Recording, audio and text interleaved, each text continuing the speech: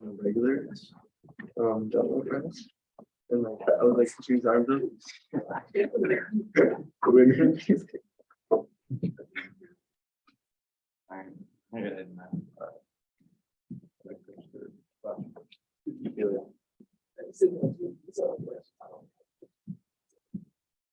Bro, I actually don't know what the right one should be.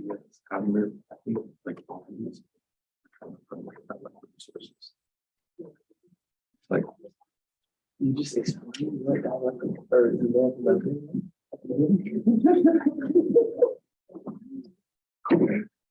yeah.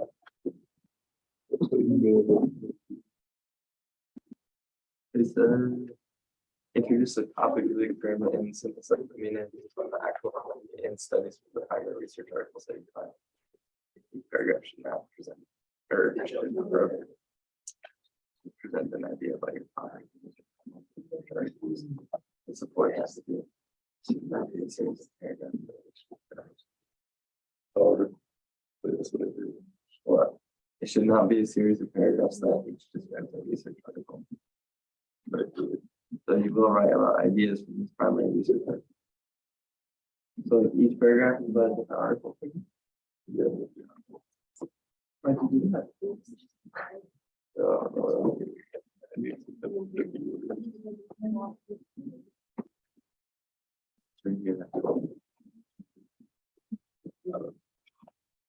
Was I getting completely wrong?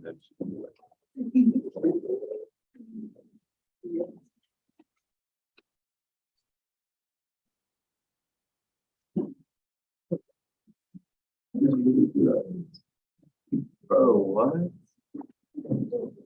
You're crazy.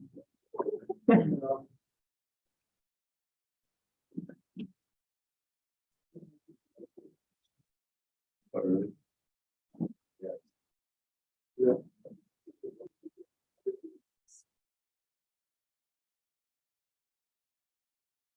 I need to learn. Are you not?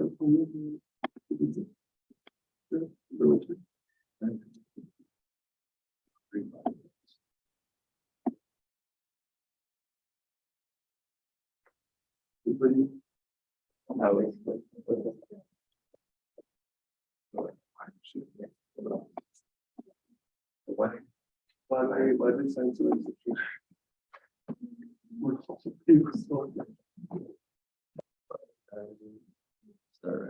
apparently it really like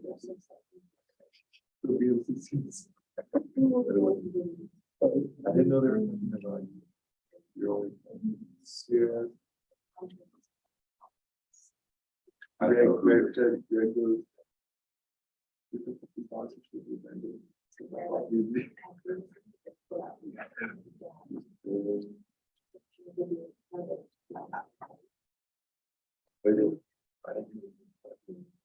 Dude, that's something bullshit. You got one thing, I did 130. My paragraph was really long. Yeah, because you got an extension, fucker. I literally did. Yeah, you got an extension. If I had 10 years to think about something, I'm not giving you the wrong.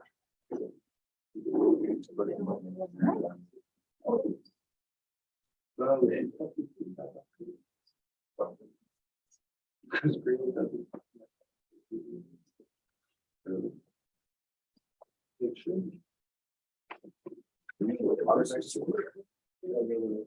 I don't know if you're moving now.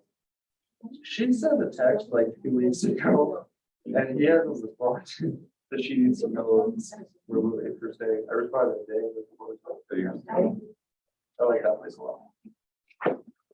No distractions. If it's open, you can move in. No, they're gonna be like, they're gonna just hear you. What are you doing? So there.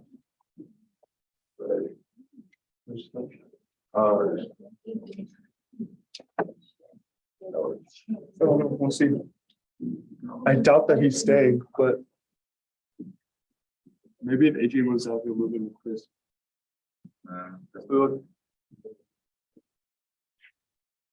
What's that? What's that? Oh, I don't know. Whatever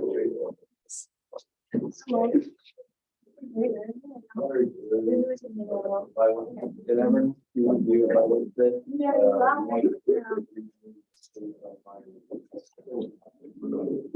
Hey, we need to, yeah, I'm sure you know what was going on. I'm gonna make a sign, like, yeah, we can just go to the latest sign, it's like, thank you for you. This is 5 years. Oh, so that kind of like, yeah, that. Like dogs.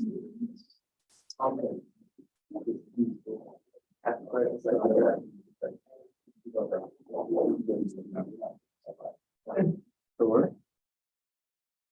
No, I don't like it. Oh, drag that.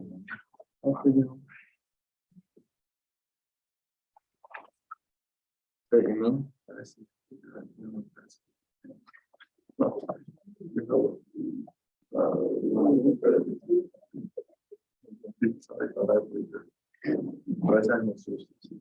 Exactly.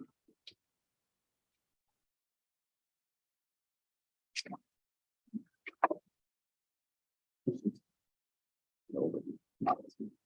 If it helps, usually doesn't. Really well. If you use me, enjoy it, you can hear that before. I don't find.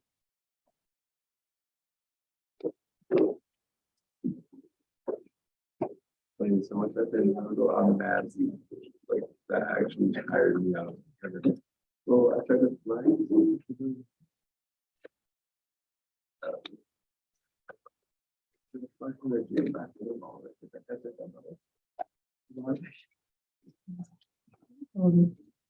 Words are so cool. Get hurt. Yeah.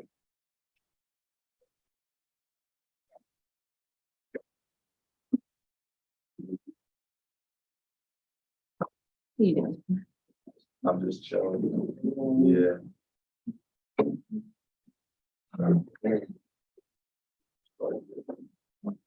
So you got your nice.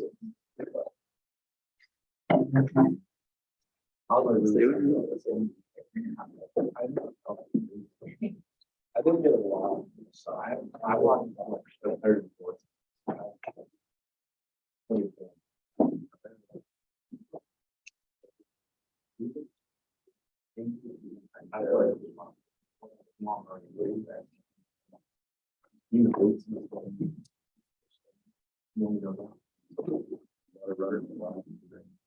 You guys. About to go see it. Why do I need her? Like that. You just hear.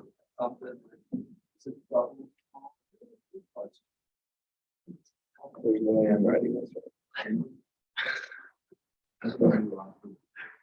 Bro, she literally said, watch the news.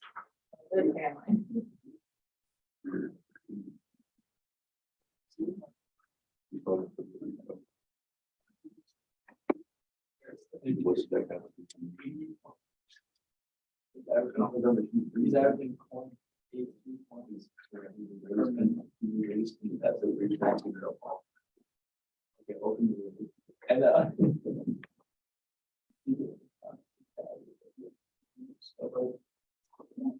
fine. You know how started. I'm doing, but that's what I'm saying. Just realized that. But it must be fine, just leave it. I haven't even started. Is it valid to say that like you want this game to the sources that are in the big one?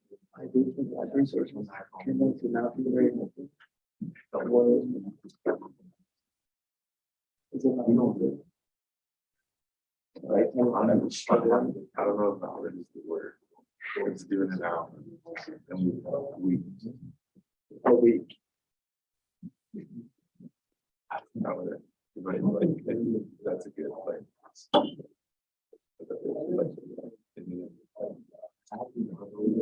That I thought originally. Turned out to not be very helpful. Bro, just.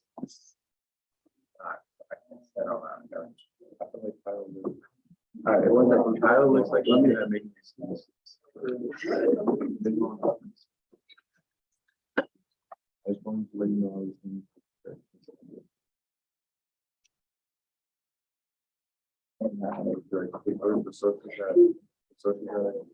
After reading the original experiment, I found that the sources I had used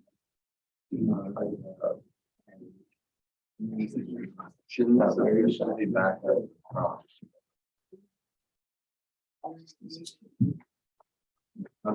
Yeah, I got this. Let me know what she said.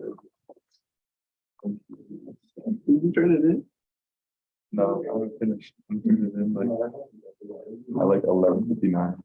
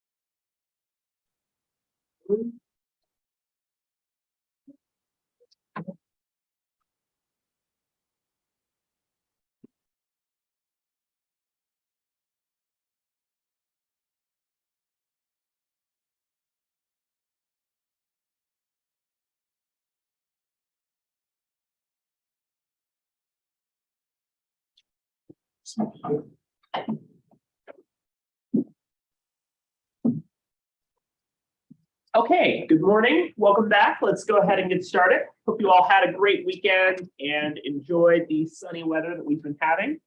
So now that we are moving into May, we are moving right along and continuing to work through a variety of the different theories. So last class, we discussed face negotiation theory, Dr. Stella King-Cooney's work in relating to how we present ourselves publicly and consider the role of cultural differences in shaping our methods of communication. We also took some time to explain how face negotiation theory is used and applied. And we also took some time to help you to brainstorm for your first application paper in the course. So just as a reminder, as you're going through the schedule, at the end of week number 6, there's the link here to application paper number 1. So that's coming up in about 2 weeks. So what I'm asking you to do, right, is pick one of the theories that we talked about during the first half of the term and apply it to an artifact, right, or a piece of communication that can be mediated. It can be conveyed in a variety of different ways. I had some questions about like different forms, and yes, it can include something such as a video game, a computer game, film, episode of a television series, right? So if it is a piece of communication that you believe is relevant, you can explore that. Also, remember that the goal of this paper, right, is to use the theory to explain what's going on here. So last class, we used the example of the film saving face, and we use that as a means of, we use face negotiation theory to analyze how the mother-daughter relationship is unfolding and how face and reputation is shaping their comfort in disclosing and talking to one another, right? So think about the theory as shining a light, putting on the pair of glasses, helping you to look at and understand what is going on within the artifact that you have selected. So the available theories that you have to choose from, right? We have had the chance to go through a number of these already. So these are all the theories that we've discussed going into today's class. And this week, we will go over these three, starting with communication privacy management theory. Again, the rubric is available for your review. Happy to look over rough drafts or outlines as you're working on this one. And I look forward to seeing your work. You could be citing from the textbook as well as from whatever artifact you're doing, such as like a YouTube video or citing from something like a public speech if you're choosing that for your artifact. So you've got a lot of options here. And I look forward to seeing you put that together. So today we have a class presentation from Ryan in just a little bit, who will be bringing in an outside article to talk about communication privacy management theory. We'll talk about this theory and we'll talk about some of the ways that it relates to our own experiences. This is a theory that kind of brings things back to a lot of our close interpersonally engaged relationships. And we'll have a fun example that will look at the relevance of this theory in just a little bit too. So as we're getting started for the day, what I would like you to do is just take some time on your own. This will be part of your attendance prompt for the day. During Friday's class, I asked you to take some time to brainstorm some possibilities for your first application paper, possibilities of theories that you might look at, artifacts that you might choose for this assignment. If you were not here on Friday, I encourage you to take some time to think about possible pieces of communication that interest you and possible theories that you might use. If you were here on Friday, I want you to think about and revisit some of your ideas. Do you feel any more strongly toward any current ideas? Or perhaps over the weekend, you've come up with a couple new ideas. Maybe there was something you recently watched that you enjoyed, or there's something you find yourself interested in exploring further. If you have ideas that have developed in any meaningful way, or you find yourself more strongly headed toward a particular idea, feel free to share. And then after that, we took some time last week to discuss the importance of concepts, right? That was one thing that I encourage folks from their theory reflection to continue to work on, right? So it's a good idea to understand and have that theory together, but what are the concepts, terms, or ideas within the theory itself that you might use for this application? For example, again, if you were choosing uncertainty reduction theory, you might choose a couple of the axioms that particularly stand out. If you were using face negotiation theory, you could talk about the idea of positive versus negative face, our desire for inclusion and fitting in versus our desire for autonomy. So you have a lot of different possibilities here. I think it's important that you include some relevant concepts and ideas within the theory to help you with your analysis. And then lastly, since you know that this assignment is about 2 weeks away, I encourage you to develop a timeline for yourself. So one thing that I really encourage, right? Take a look at a deadline and work backwards from that deadline, right? So if the deadline is, I have to get this in from now, what do you want to accomplish a week from now? For instance, that might be completing an outline for yourself or completing a draft. I am happy to look over rough drafts or outlines, but I would ask that at the latest you get that in to me a week from Friday. So I'll give you some time to brainstorm, think about some of your ideas for this first application paper. That'll be part of your attendance for the day. And after that, we will dive into our new theory.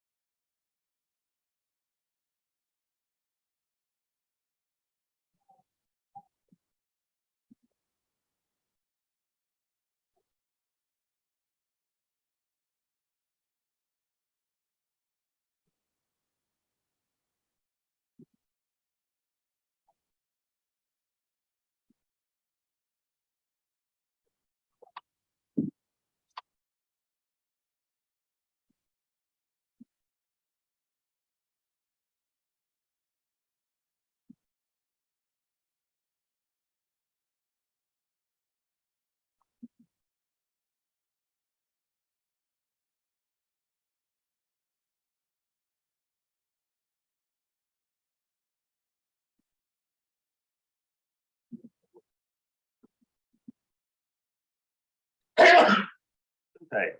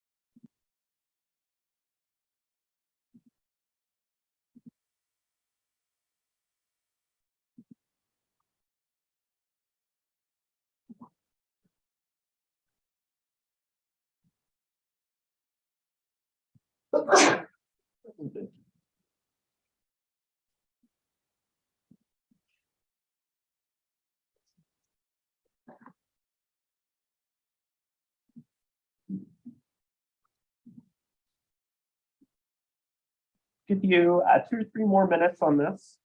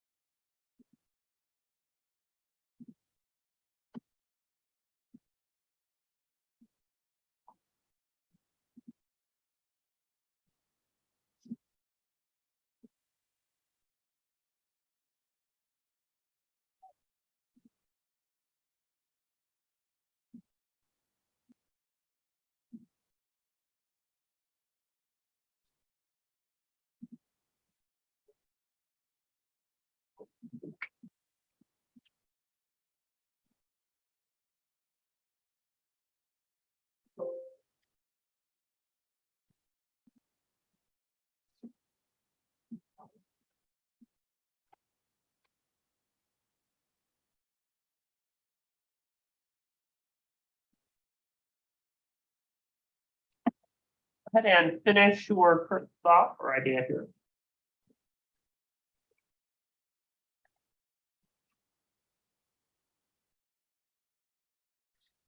I'll ask you to hang on and continue to think about your ideas. You're welcome to jot down over the course of the class today if any other ideas come to mind that you're interested in exploring. This is just a chance for you to continue to brainstorm and prepare for this application here. Should also remind folks that your grades, apart from the quiz that you completed the end of last week, should all be updated and improved. Okay. So let's get into today's new theory. So today we are talking about communication privacy management theory, or CPMT. So communication privacy management theory is another one of those theories that connects very closely to our interpersonal relationships, such as social penetration theory, uncertainty reduction theory, and symbolic interaction theory. But it's also one that's deeply tied to our cultural relationships and engagement with one another across a variety of contexts and situations, right? Communication privacy management theory, the gist of it is right there in the title, right? It's the idea that over the course of our lives, we accumulate a lot of private information. We can think about this as very much the inner layer of the onion, as information about ourselves that we find ourselves not really wanting to share with others. But we also have this private information that's shared with people we love, people that are close to us, and people that we feel confident confiding in that information with. Again, one really classic example here is a superhero who has a secret identity, right? Oftentimes we've got like a Superman or Spider-Man, right? We have a lot of characters where the general public doesn't know who they are. They don't have a face to a name, but there are people like best friends and family members who do know and are willing to support them and are kind of their sidekicks and on that person's side, right? So we get to choose to share or hide information that we privately engage with. But that process of sharing private information, of sharing secrets with other people is based on rules, right? And we establish those rules across different cultures, contexts, and situations.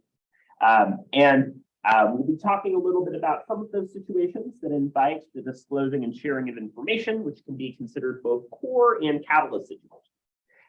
And we also deal with the idea of privacy turbulence or challenges that might come about in the process of sharing and conveying secrets and personal information with one another. So this theory is very much getting at the ways that we choose to disclose and share information that's meaningful, that's close, that might be private or hidden information that we don't want the general public to be aware of. And about the communication process we go through in order to make sure that that information reaches the people we feel comfortable having. So this theory, right, I think is really useful for us in a variety of different settings. One way that it's really useful is that over the course of our relationships and connections with other people, right, we establish boundaries. For instance, perhaps you know a family that's close to you. There's certain things that go on in your college experience, certain things that happen in dorms that you choose not to share with parents.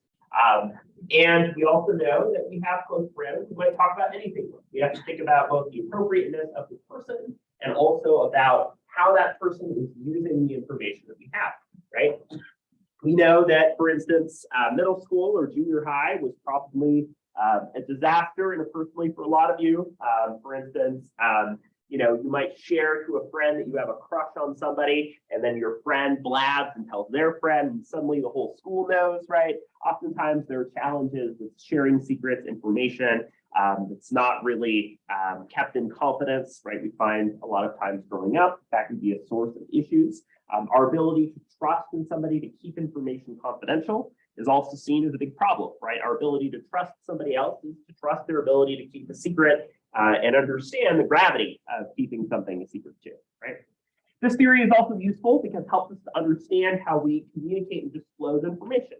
We find ourselves trying to share private or personal confidential information with one another. How do we do that? And how do we study that process? For example, a lot of communication in the context of the LGBTQ+ communities is looking at the process of coming out, of sharing, very personal details about one's gender identity or sexual orientation to friends, close family members, right? And understanding how that process plays out. And this is also a more recent theory, so it gets into a lot more specifics and communication as it plays out in a more contemporary way. It's useful for us to kind of have a full span of theories that go way back and theories that are a lot more recent. So this theory comes from Dr. Sandra Petronio, who is a professor at Indiana University's Department of Communication, very interested both in interpersonal communication and also how these fundamentals of interpersonal communication can be utilized and applied in cultural contexts.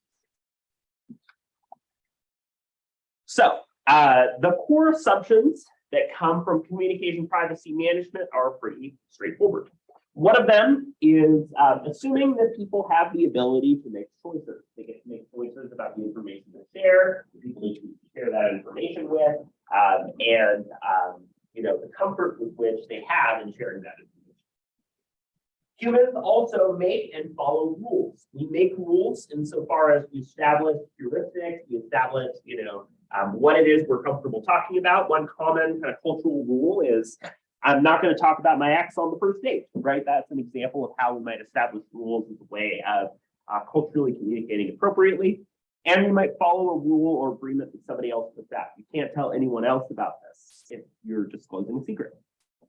And our choices and rules are based off how we consider both ourselves and also how we consider other people, right? So for instance, maybe there's a whole bunch of gossip or there's a really interesting story that you learned from a friend that they've asked to have kept a secret. And part of you really wants to share, but you recognize doing so would violate that person's trust, would potentially be harmful to them. So you choose not to share that information because you're considering that other person and considering their issues.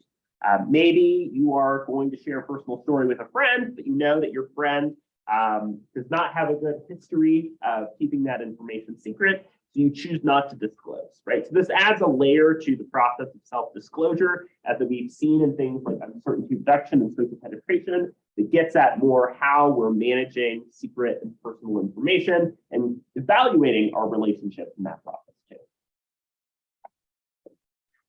So this theory is an interesting one because sometimes theories start by analyzing something very specific, but then they start to snowball and zoom out into being a more general theory that explains human behavior.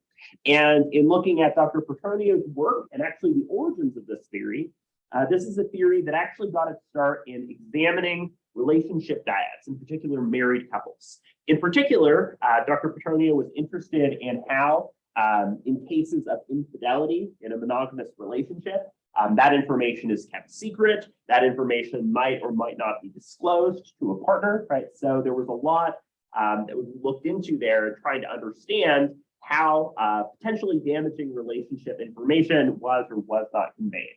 And more broadly, how the role of keeping secrets in relationships could be a potentially destructive force to those relationships.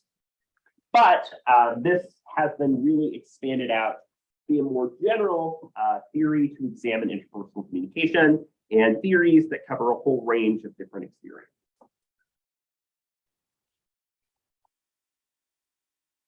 So when we consider this, right, it's useful for us to break down the elements of privacy that are being talked about here and how we get to consider privacy in the ways that it plays out in our relationships.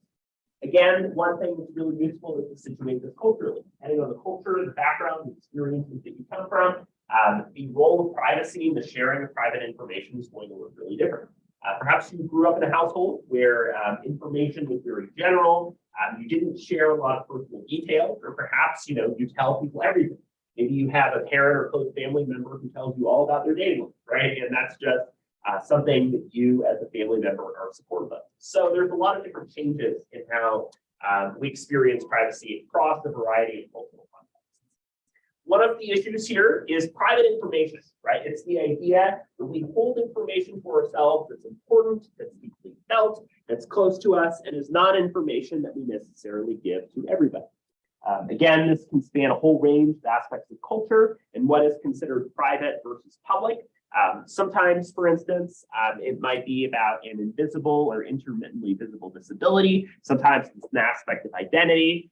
Sometimes something that like somebody has said or done that's seen as very much a source of potential conflict or issue, right?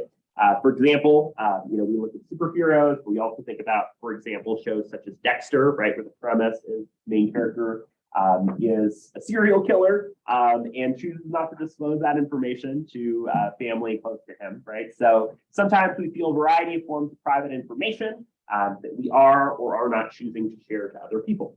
And what is within the boundary of private information is going to look different depending on the person. See a lot of issues surrounding this, right, as it relates to issues of disclosure online, right? You might be familiar with doxing, which is the practice of revealing somebody's address and personal information for the sake of making them vulnerable. We also know, right, that sometimes there is hacking, phishing, and attempts to provide private information. For example, perhaps you have a boomer relative who uses Facebook and says, reply to this comment with the last 4 digits of your social security number and, find out what kind of animal you are, right? Sometimes people will have like predatory and very scammy type of messages. It's a way of revealing private information. Private disclosures, right? That is a process of choosing to share private information with other people, right?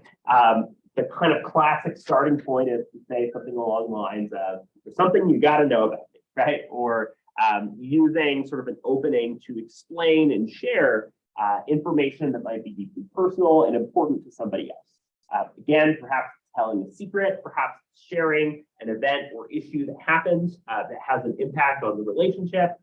Perhaps it's sharing something about the relationship, right? Sharing,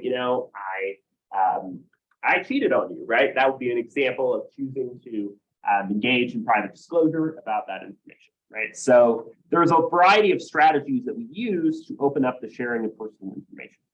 We also have boundaries, right? Again, that is drawing a distinction between what is within the public realm, what can everybody know, and what is in the private realm. What is something that only some people know about you, right? So one way of differentiating this, if you think about your use of social media, if you use something like Facebook, right? What is available on a public profile? What can everyone see? But what is on a private profile that's only visible to friends? What do friends see? Sometimes we modify things like our posts and our settings to differentiate what's seen as public versus private, or we restrict people from seeing certain posts and media activity as a way of establishing those boundaries too. And then we consider privacy turbulence. In other words, the process of sharing personal information, particularly when we are not the people who initiated or consented to having that information shared, that can deal with a lot of discomfort, that can deal with a lot of potential problems or issues. So how do we deal with and manage, right? Just like a plane experiencing turbulence, right? Things are shaking, people are anxious, they grip their seats. In the same way, we experience anxiety and concern if the process of disclosing and sharing information is not going the way that we hope it might. So the sharing of private information can come about as a result of what's both core and catalyst criteria, right? In other words, core criteria we can think about as fairly stable. In other words, agentically, it involves somebody choosing to share and disclose information about themselves to other people. For example, right, perhaps you are choosing to disclose and share your sexuality to a family member, like you've had the time to prepare to think about it and to frame the conversation and consider possible responses. That would be an example of fulfilling core criteria. You've taken the time to prepare and think about what that conversation might look like. And one of the things that cognitively helps is our ability to imagine possible ways that that conversation could go based on some of the ways that we know our family might communicate. Secondarily, we have catalyst criteria. In other words, there might be a particular event or issue that happens that motivates or in some situations forces self-disclosure, right? One of the classic examples, like in a lot of the Spider-Man comics, right, in the films, is sometimes some event has happened where Spider-Man's costume gets kind of cut up and messed up, right? And Peter Parker's face shows up out of the costume, and somebody sees it. For example, MJ sees that Peter Parker is under the mask is broken. He didn't get a choice in choosing to share it to her, and now she knows, and now he has to explain himself, right? So sometimes we find ourselves forced to disclose and share. For example, maybe we have a friend, and maybe a friend blabs information about us that another person wasn't supposed to know. Or perhaps personal information about us shared through social media, we have to explain and backtrack from it, right? Sometimes somebody says, hey, my account was hacked, I was compromised, and they're forced to kind of disclose and share what happened. So these two criteria are the primary ways that motivate self-disclosure in a variety of different situations. So just like uncertainty reduction theory, we are back to axioms, right? So this theory is another that we consider to be axiomatic. And these 8 different axioms, right, are various principles or assumptions that guide the theory and explain what this theory is bringing to the table, right? Again, an axiom is saying these two things are correlated, these two things are connected, and these two things help us to explain communication behavior. So I'm going to briefly go over each of those axioms and understand how those can be used. So axiom number 1, right? People believe they own information about themselves and their significant others. We've been talking a lot over the last couple of years about data ownership, data privacy, the idea that we ourselves as humans possess specific information, and sort of taking on an almost entrepreneurial or property-oriented mindset. The information is something we possess for ourselves. Again, that might be something we see in a more individualistic culture, that we have information, things about ourselves, secrets, details about our lives that we own. Secondarily, when the original owner, right, if the private information that you own, the secrets, things close to you that you have are shared with other people, right, that person becomes a co-owner of that information. It's almost like if you share a Google Doc, right? You share a Google Doc and somebody else gets edit access. They're able to participate in the document too. They get access to the secret. So, Spider-Man, right, best friend Ned finds out his identity, right? And he's in on it too. He's a co-owner. And just like Peter Parker, he has to hide and cover up Spider-Man's true identity. So in the same way, this friend is a co-owner and shares responsibility. Or like you think about like a classic movie like E.T. or more recent example like Stranger Things, right? The friends who discover an extraterrestrial or like psychic powered person are now forced to be in on the secret and cover up. Axiom number 3 is suggesting that even if the person who owns the information is revealing it to somebody else, the original owner still has the rights to that information, right? So even if somebody has shared their secret with other people, it's still that person's secret, it's still their story to tell and their experience, right? So if Peter tells Ned, I'm Spider-Man, the expectation is that, that's Peter's secret, and Ned's not going to go around and tell everybody that he's Spider-Man. It's a means of making sure that a lid is put on that information, right? Or you get shared a Google Doc, you're not going to go in and delete everything. So the idea here is that our ability to share information is based off of the assumption that we still own that information fundamentally. The original owners develop a set of rules that govern how and when that information is shared, again, based on the criteria that we brought about, particularly when it might be appropriate for them to share that information. For example, right, in Stranger Things, the kids are not going to say, they're not going to talk about the Upside Down. They're not going to talk about Eleven and her background unless they find themselves in a situation where they really trust somebody or they need to share that information because, somebody just saw like, the little monster things that come around and eat people. So we want to be careful about how we're sharing that information. We set a set of expectations about how we share and use that information with other people.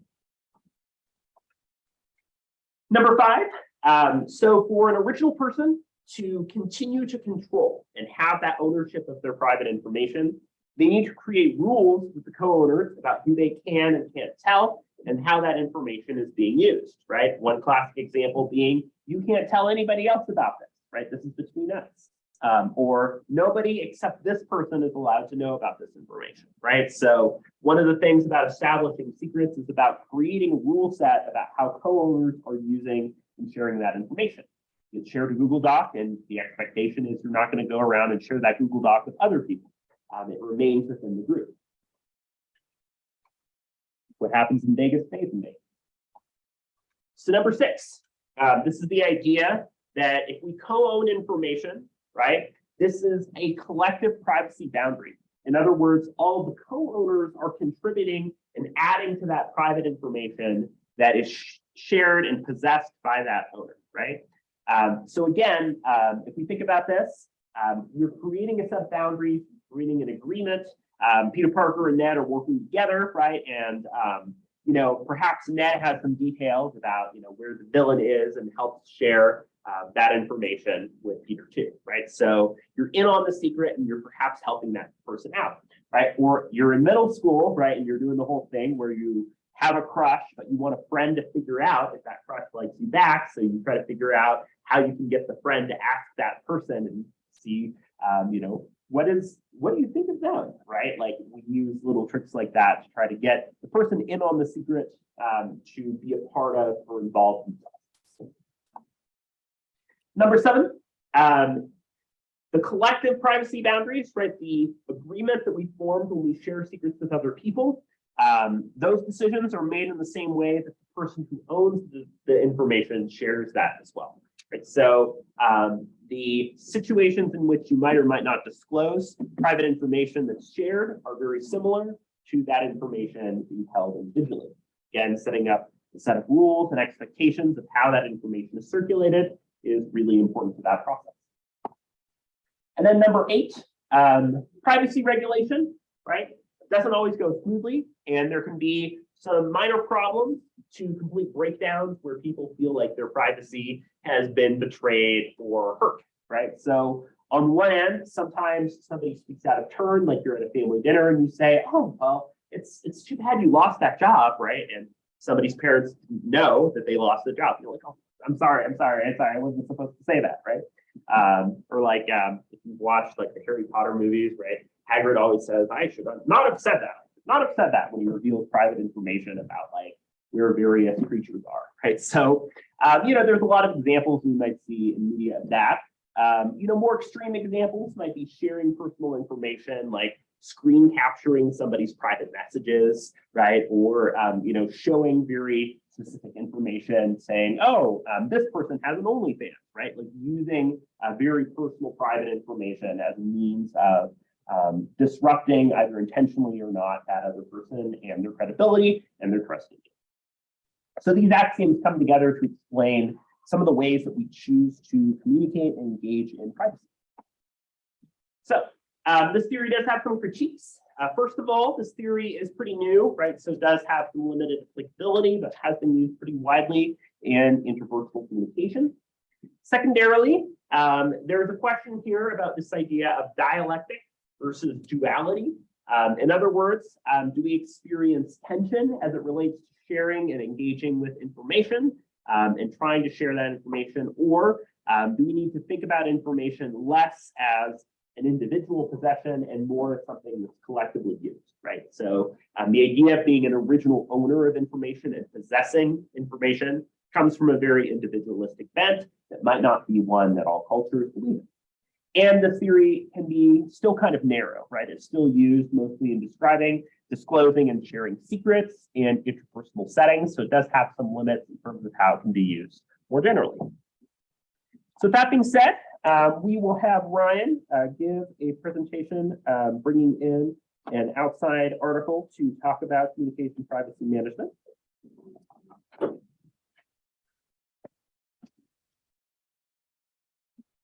So Ryan, you're welcome to click or use the arrows as you're working between those slides. Okay. All right, for my article, I chose the communication privacy management theory and what do we know about family privacy regulation. And kind of an intro to that and the background information is this article was designed as a study and a collection of data that was revolved around the research that kind of used to guide and develop people and families and how to better understand and use certain activities and tools to address certain privacy situations that they might come across during everyday family situations. So some key major ideas about the communication privacy management theory to get things started. Kind of the general idea is that it explains how individuals create and manage boundaries around their private information. The management of privacy boundaries is influenced by factors such as culture, gender, and relationships. The general consensus of the family is they engaged in various privacy regulation strategies such as rulemaking, boundary coordination, and boundary tournaments, which are 2 of the 4 boundaries that we'll discuss in the later slides. Another important thing was kind of how disclosure is an important aspect of family communication and how that can affect certain relationships. Another main idea of the article kind of applied the theory to how family communication research can provide insights into how families navigate privacy boundaries and how communication strategies can develop to support healthy and effective communication within families. This practical applications of family communication practice included development of communication interventions and strategies that can support family communication and help better develop those relationships.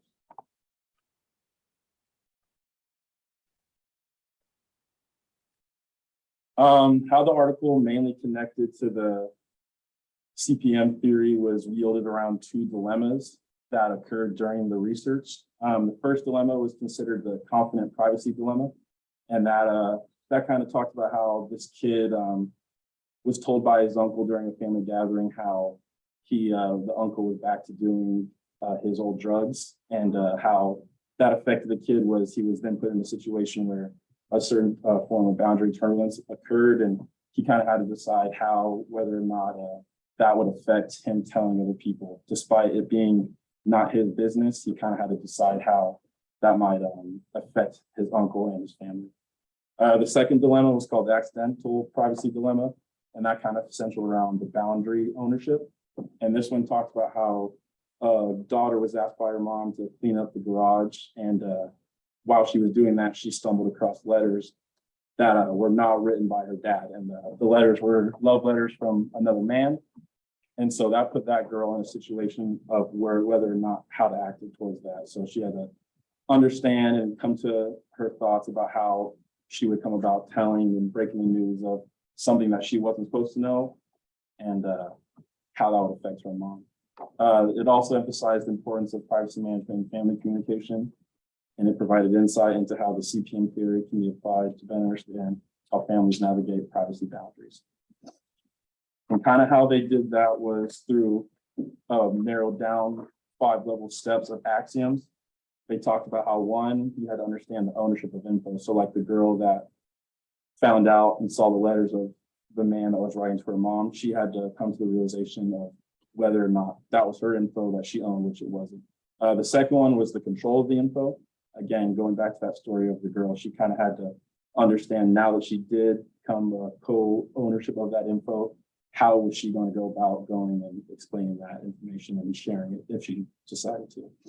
The third one was a regulation of privacy rules. So again, being able to know how and what you're going to share and how and what it will affect once you do. The fourth one was a co-owner and the co-owner/guardianship of information. That kind of deals with once you do get the information, whether it is you stumble across it or you share with it from someone else, how you would go about that. And then the fifth one was the regulation of privacy breakdown. So once it comes down to the endpoint of being able to discuss what that private information is you occurred, how you would address that and go about that. So from the first dilemma, again, talking about the kid that, the daughter that stumbled across the letter, she kind of had to understand how people own private information and they create their own rules. And so she had to come to that realization about what her mom and that man were doing. And then also the realization of how people's choices reflect self and others. And for the other dilemma, it discussed how understanding of disclosure and how it was shifted to knowing and potentially telling private information to public information.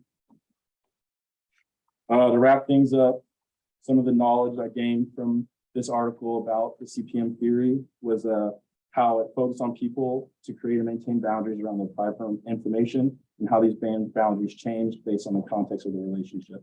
So kind of the four main components of the boundaries were the boundary coordination, which is the ways in which families members negotiate and coordinate the boundaries around private information. Boundary permeability, the degree to which private information is shared within the family and with outsiders.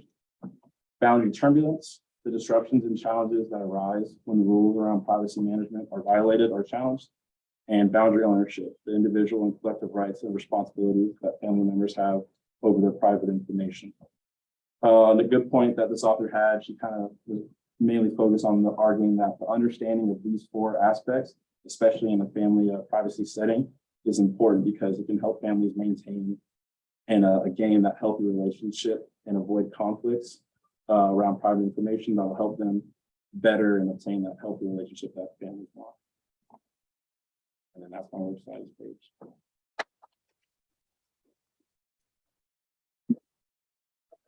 Ryan, thank you so much for sharing this article and again adding insight and context into this theory, the way that it's used, the way that it's been further developed and applied in understanding our relationships and particularly in understanding family relationships. One thing that I think you pointed to really well in this presentation that helps us to complicate our understanding of this theory is particularly if you're a kid, right? Oftentimes you don't necessarily have the same resources or understanding of what you do in a situation like that. Like, what do you do if you're cleaning and suddenly you have these letters?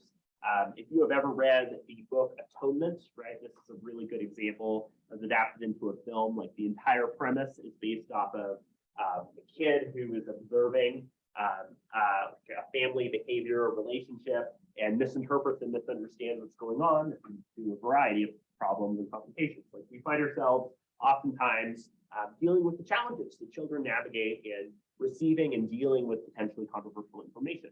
What happens when you have two people and their secrets and private information conflict, right? The uncle doesn't want anybody to know that they are using drugs again, but the family is going to want to know that and be able to intervene in that situation. What do you do if you're caught in the middle? So one thing to think about here is how privacy management and the rules that we create are happening in the broader context of other relationships in the complex, messy web that we have to navigate. There are a lot of theories, a lot of cool research in the area of family communication. That's a major kind of place within interpersonal and small group communication. But this is a really good starting point to kind of examine and think about some of these issues. So I do want to show a little clip that I think is a good example here of some of these ideas, particularly some of the axioms that we've been talking about privacy management, explaining and providing reasoning behind this. If you're watching, perhaps consider how some of these ideas of privacy management, boundary management, are evident here and are shaping the way that relationships and co-ownership of information is playing out.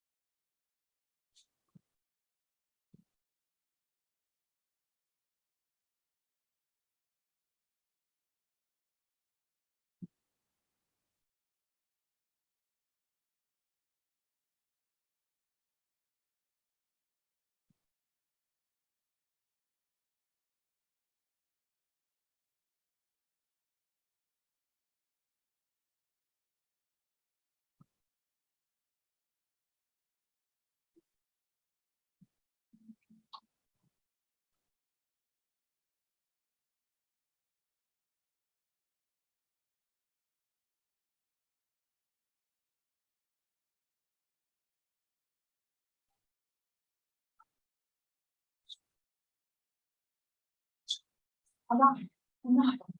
Sorry, well, then what are you doing in my room? My only thing is so that turkey meatloaf recipe is a disaster. Let's go to dinner. Ty, Ned, no, he's got things. Thing to do after. Okay. Everyone's close.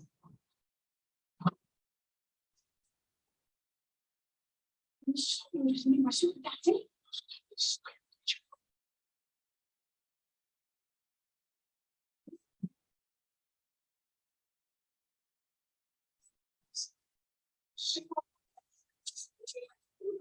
So much not going to use anymore. Come on, please.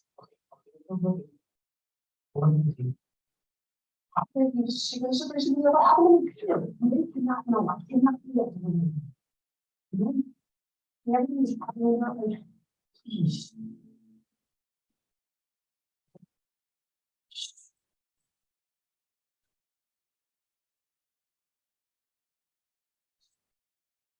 So good example here, right? Kind of fun. But right, we see a lot of these axioms and elements of communication privacy management at play, right? There's this excitement, oh, I want to tell everybody you're Spider-Man, this is so cool, right? Peter has to very clearly establish boundaries. No, people can't know about this. And specifically establishing a boundary about, his aunt not knowing and about the impacts of her receiving that information too. Again, establishing this information, establishing Ned as a co-owner of that private information and being able to engage in that information in a respectful way that's considerate of those boundaries and concerns that are being articulated. So again, there's a lot of different examples. Superhero and secret identities is a really big one. I'm sure you can think of other cases of characters who have some type of secret or identity that they are choosing to share, not share, and how they're negotiating and disclosing through that process is, a big element of CPMT. So to wrap up for today, we will give you some time to continue to think about and prepare for your first application paper coming up. We took some time to work on communication privacy management theory and understanding the ways that we, in sharing and disclosing secrets and private information, become co-owners of that information together. Next class, Raviti will be sharing a presentation with us, and we'll be moving on to groupthink, understanding how small groups communicate and some of the challenges that can come about in small group communication settings. So feel free, if you need a minute or two, to wrap up some of your ideas. To do so, once you're all set, please pass forward or email me your attendance for the day. Have a great rest of your day and see you again on Wednesday.